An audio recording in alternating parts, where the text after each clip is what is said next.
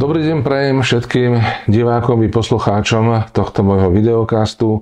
Je nedeľa 6. októbra a dovolte mi, aby som zhrnul dianie v uplynulom týždni v slovenskom parlamente v tomto krátkom videjku. Za také tri hlavné udalosti považujem za prvé schválenie tzv. Konsolidačného balíčka v Národnej rade Slovenskej republiky plným počtom 79 hlasov koaličných poslancov. Už tu 2 týždne alebo koľko v médiách tu beží nejaké strašenie občanov, že skončí svet, keď bude prijatý tento balíček a od budúceho roka začne masívne schudobňovanie občanov a tak ďalej a tak ďalej. Je to dôležitá téma, vyžaduje si samostatné vysvetlenie a preto som sa ju rozhodol vyčleniť z týchto troch udalostí a natočím k tomu také nové video samostatné budúci týždeň. Budem sa to snažiť spraviť tak, aby to bolo fakt zrozumiteľné, vysvetlené aj ľuďom, ktorí nie sú ekonómovia a nezaujímajú sa o nejakú fiškálnu politiku Slovenskej republiky. No a keď tu ostali nám tu dve udalosti, to znamená Peter Kotlár a vysvetlenie a vyšetrenie pandémie a udalosti v SNS. Tá hlavná udalosť číslo 1 podľa mňa je tlačová konferencia doktora Petra Kotlára, kde po 10-mesačnej práci predniesol svoje výsledky vyšetrovania a on tie výsledky vyšetrovania rozdelil na také dve časti.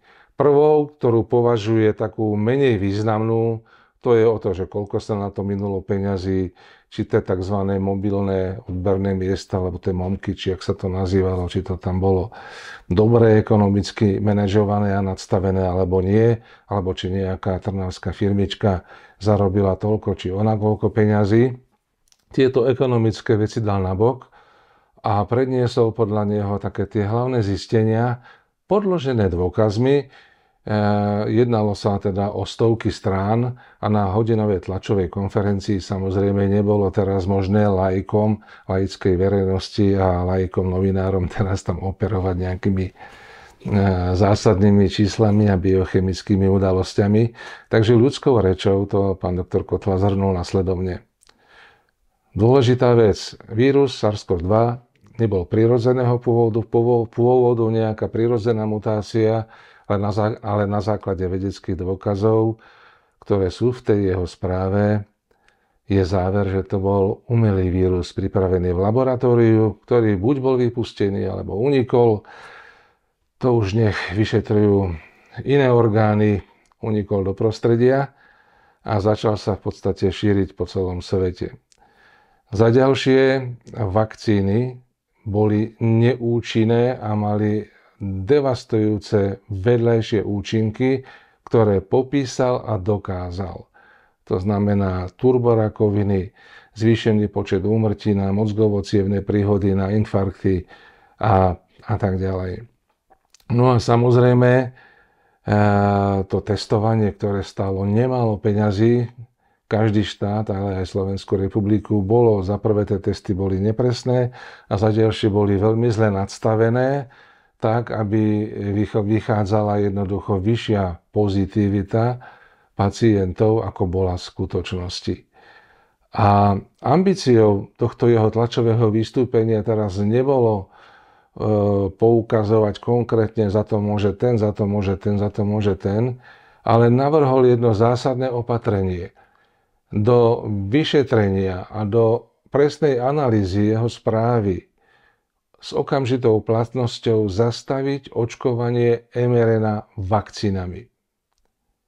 A keby aj tí odborníci a na základe tých debát sa ukázalo, že tie vakcíny majú viac pozitívnych účinkov ako tých negatívnych a by sa vláda rozhodla, že to teda povolí a že sa bude pokračovať v tomto očkovaní slobodne na základe rozhodnutia každého človeka, tak nikto nebude protestovať a to božne ja.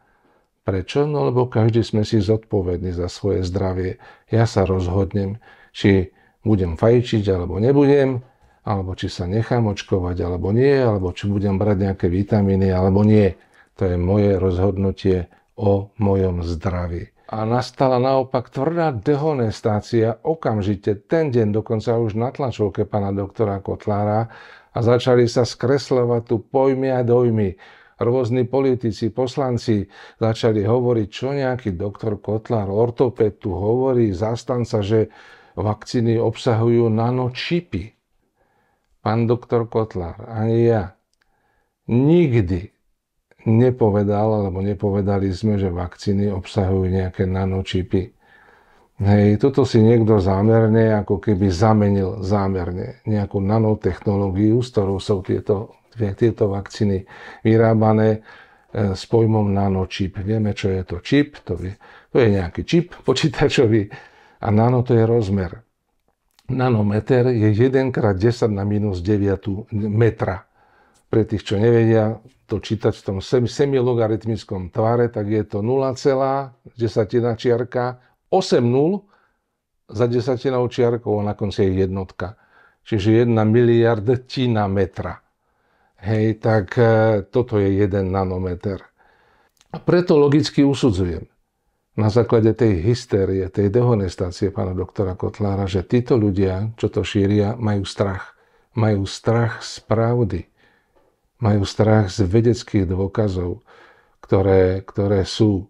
Majú strach z toho, že v Spojených štátoch, Japonsku a ďalej, v ďalších krajinách skutočne už vedci aj vlády pochopili, čo sa udialo, dokonca sa aj ospravedlnili svojim občanom a v týchto krajinách sa to už nestane, že by, keby takéto niečo nastalo, že by vydali všanc svoje obyvateľstvo nevyskúšaným preparátom podmienečne schválenými.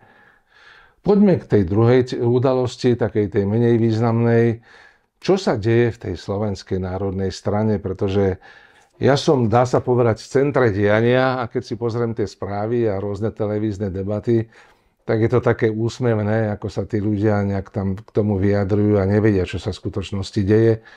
Teraz som v jednej debate televíznej počul, ako tá pani redaktorka hovorí, že Rudolf Huliak a generál Ševčík a moja maličkosť, Pavol Ľupták, teda my, čo sme kandidovali ako nezávislí kandidáti, členovia Národnej koalície s pozastaveným členstvom na kandidátke Slovenskej národnej strany. Viem, že je to akože zložitá záležitosť, tak toto pochopiť v takomto súvetí. Žiadame premenovanie Slovenskej národnej strany na SNS, Národná koalícia, nezávislí kandidáti. Nie, nežiadame premenovanie Slovenskej národnej strany. Poprosili sme o premenovanie poslaneckého klubu SNS v Národnej rade na takýto klub s takýmto znením. Klub SNS, Národná koalícia, nezávislí kandidáti. Takže to je podstatný rozdiel.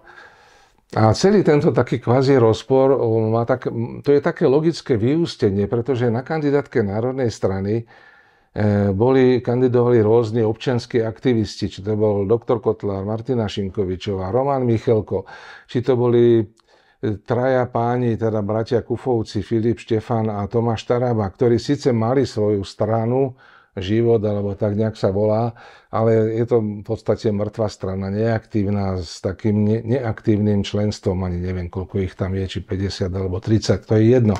Nemá aktívne členstvo a sú v tom klube ako svoje osoby, ako samostatné osoby. Títo páni, ktorých sa menoval, Taraba a bratia Kufovci, teda bratia, otec a syn Kufovci, odišli takzvané do exekutívy. Pán Taraba za ministra a títo dvaja páni mu robia štátnych tajomníkov. A namiesto nich, týchto troch, prišli traja náhradníci už zo Slovenskej národnej strany v podstate. Takže ten klub je takto zložený, ale jedine my za Národnú koalíciu máme živú stranu so živým 2700 členným členstvom, ktorí chcú pracovať, chcú stranu rozvíjať, chcú budovať Slovensku, majú nápady, hlásia sa ku nám ďalší ľudia.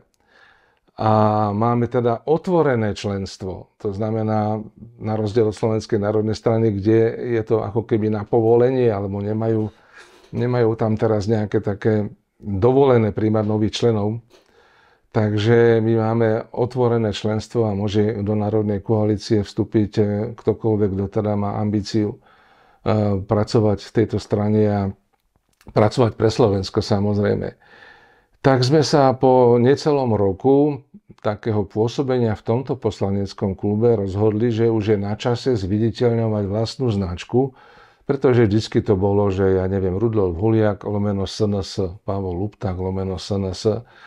A to členstvo Národnej koalície nás vyzvalo uznesením, aby sme teda požiadali o tom premenovanie klubu a aby sme aj apelovali na tie médiá, aby už takto nás tam ako si ohodnocovali, aby nám dali tam tú značku tej Národnej koalície. Nič hrozného. Nie sú tu žiadne programové rozpory, alebo keď áno, tak už iba minimálne. Takže nehrozí rozpad vládnej koalície, že by sme zásadne mali nejaké iné programové ciele, ako majú treba títo aktivisti na kandidátke Slovenskej národnej strany alebo Slovenská národná strana ako taká. Trošku ten problém nafúkli médiá a trošku tu zahrala úlohu aj taká, ja neviem, no nechcem sa dotknúť pána Danka, taká možno urazená ješitnosť, že hneď teda spustil takú tvrdú reč, že teda nikdy si vedľa pána Huliaka nesadne alebo nepostaví sa a tak ďalej. Nemyslím si, že toto je šťastná cesta. Ja osobne, ale aj generál Ševčík, aj inžinier Huliak, my sme boli od začiatku, keď sme vstúpili na túto kandidátku a keď sme boli zvolení, od začiatku sme si boli a sme si vedomí, že ak sa má Slovensko niekam pohnúť ďalej dobrým smerom, tak tzv. To národné spektrum tu musí dostať 90 hlasov. Nie len taká nejaká 79, ako je to teraz. Aby sme mali takú sílu, akú má trebárs Orbán v Maďarsku, ktorý má už niekoľko volebných období po sebe tzv. Ústavnú väčšinu a preto za tie roky, ktoré takto vládne v Maďarsku, tak sa mu podarilo dvihnúť populáciu, podporiť mladé rodiny, stávajú sa tam byty, ekonomika ide hore. Samozrejme sú tam aj nejaké negatívne javy v tej ekonomike, ale Maďarsko ako také sa rozvíja a Slovensko ako také umiera. A stále sme tu zmietaní nejakými vnútornými bojmi.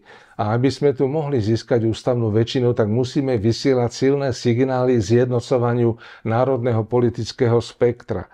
Preto sme boli ochotní, ak by tu bola taká vôľa týchto dvoch strán sa zlúčiť do jednej pod značkou SNS a prizvali by sme aj ďalšie strany a straničky a hnutia, ktoré sa hrdia, že sú národné, a ktorých je na Slovensku snad desiatky. Ja neviem, každú chvíľku vznikne nejaká nová iniciatíva, nové hnutie. Už sa v tom ani nie celkom dosť dobre orientujem. Tak bez tohto sa to nepodarí. Bohužiaľ, takéto naše otvorené srdce bolo zo strany SNS nejak odmietnuté. Nás to nejak nehnevá, úplne to rešpektujeme. Len sme si začali ako keby prejavili sme vôľu uplatňovať si a prezentovať aj svoju vlastnú značku a uvidíme, ako sa nám podarí stranu vybudovať za ďalšie 3 roky do volieb a potom uvidíme, kto s kým pôjde, či pôjdeme sami, alebo sa zloží nejaká koalícia.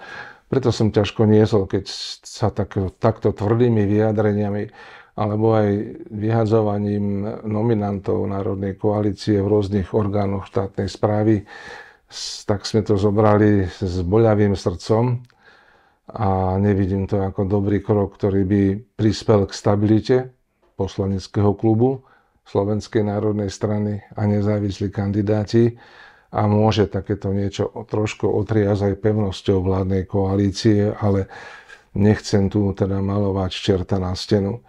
Takže toto, čo sa nejak udialo v tom klube SNS, nie je taká nejaká dramatická záležitosť. Zatiaľ to bereme ako nejakú búrku v pohári vody alebo búrku vo vani, ale nie je to nič také dramatické, ako to prezentujú médiá. Dobre, vážení priatelia, ďakujem za počúvanie tohto videokastu a teším sa s vami na budúci týždeň, keď trošku sa pokúsim do šrobíka rozobrať, čo to vlastne tá konsolidácia verejných financií znamená, koľko nám to vyženie peňazí z vrecka a čo by nás čakalo, keby nebola, ako to bolo v minulosti s verejnými financiami, ako to bude do budúcna, lebo už som sa rozhodol, že budem ľuďom o verejných financiách a ekonomike Slovenska hovoriť pravdu Ak nebudeme sa chovať rozumne, zbankrotujeme. To je jedno kedy, ale zbankrotujeme. A my sa musíme chovať rozumne a chovať sa rozumne budeme aj vtedy, keď vy, voliči, alebo teda my, voliči, budeme rozumieť aspoň v tej základnej rovine verejným financiám a v základnej rovine tomu štátnemu rozpočtu, tak ako rozumieme našim rodinným rozpočtom. Ďakujem pekne, dovidenia.